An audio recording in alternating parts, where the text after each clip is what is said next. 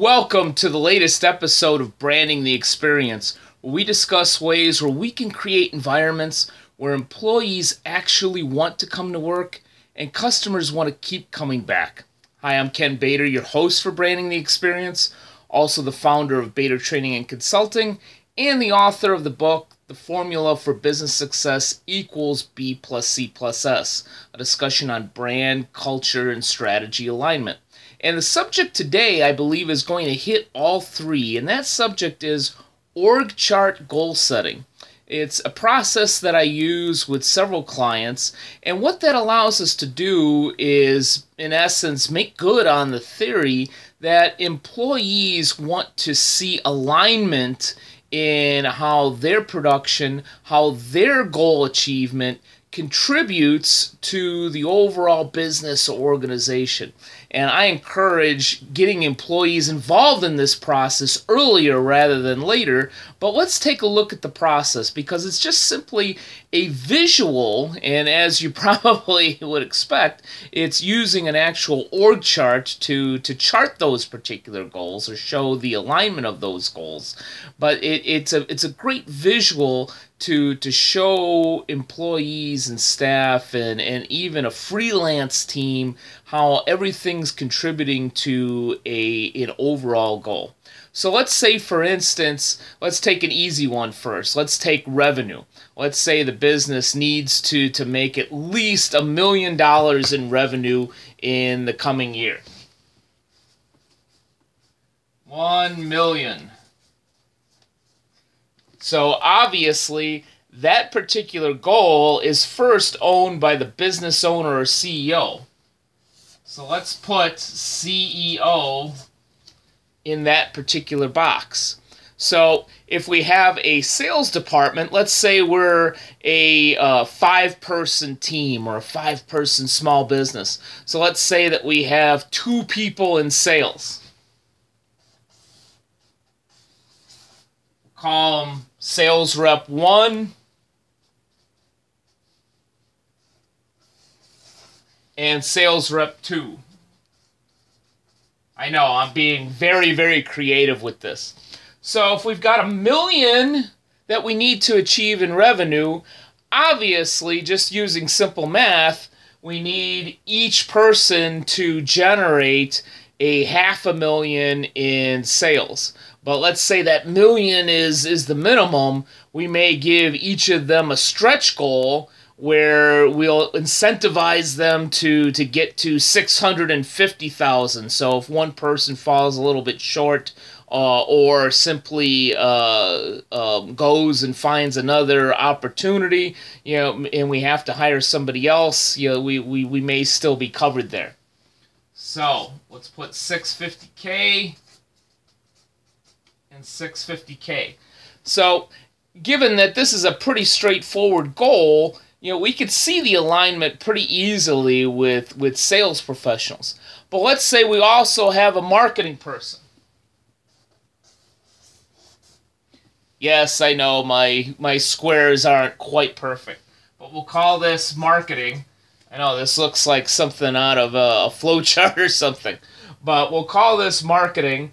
And now they may not have a direct goal in order to increase the revenue, but let's say that we need to beef up our marketing mix in order to send that brand message out to more people. So that marketing person may have a goal to increase the tactics in the marketing mix from 5 tactics to 8 tactics.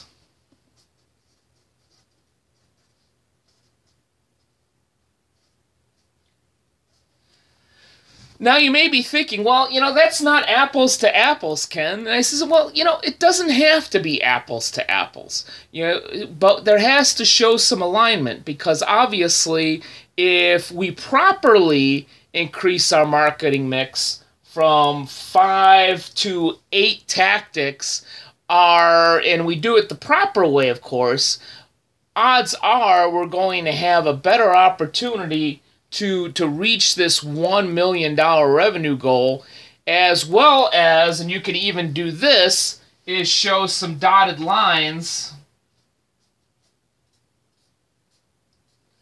to how that's going to support these two sales professionals, right?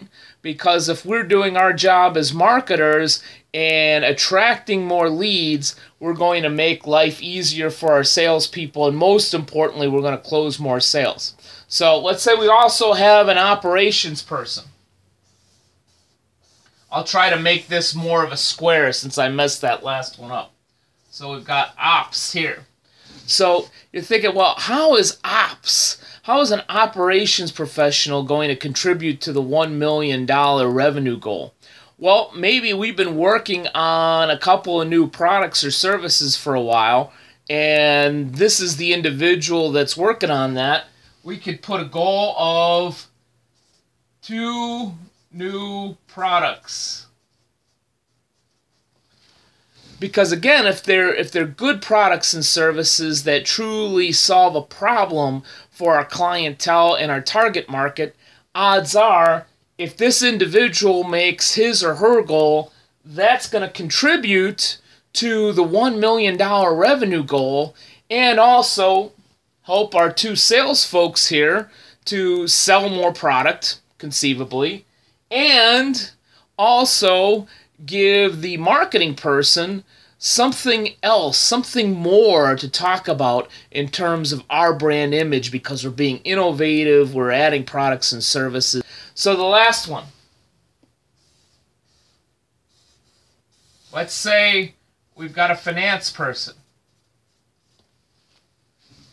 So we may say, okay, what kind of goal can we give our financier that's going to contribute to that $1 million revenue goal next year and be in alignment with that? Well, one of the things I see out of a number of small businesses is our accounts receivable are going out way too long. I've actually seen 180 days, 210 days, and yeah, unless your business is loaning out money, if you're selling widgets, you're selling cars, you're doing business-to-business marketing or something like that, you can't afford to have bills go out for much more than 30 days, maybe 60 at best. So let's say that we give our financier or CFO a goal of an average of 20 days accounts payable. Excuse me, accounts receivable on that one. 20 days accounts receivable. So from that standpoint, if that's the average, then we're telling our finance person, hey, we don't want money floating out there forever. We're not a loan department here. We're not a bank. And that will align with our $1 million revenue goal and show each of our people how each of their goals contribute to the overall main goal of the organization. Now, this is a pretty basic example. I've done this with brand enhancement goals. I've done this with other types of objectives. But while this is very basic in and of itself, what I encourage you to do is to, once you have your 3 or 4 goals, maybe you're coming back from a strategic planning retreat, maybe you wrote a bunch of goals on a napkin when you were having lunch with a couple of colleagues or whatever it is. If you've established 3 or 4 overreaching goals for your business, this type of activity and process, to get a whiteboard, to get a flip chart and have your team in there and say, all right, this is what we need to achieve next year in order to be a healthy organization. So how are your goals and objectives going to align with the goals and objectives of the business? Because if we can not only show our staff the alignment of their goals and objectives with that of the business, but get them involved in the process, then we really are branding the experience for all of our employees, whether we're an army of 2 or 3 or 200. I've seen this be very successful in a number of different size organizations. So hope that helps. Hope that you're going to implement the process of org chart goal setting in your small business organization. And here's hoping that you're branding the experience at your institution at a high level. Thank you, and have a great day.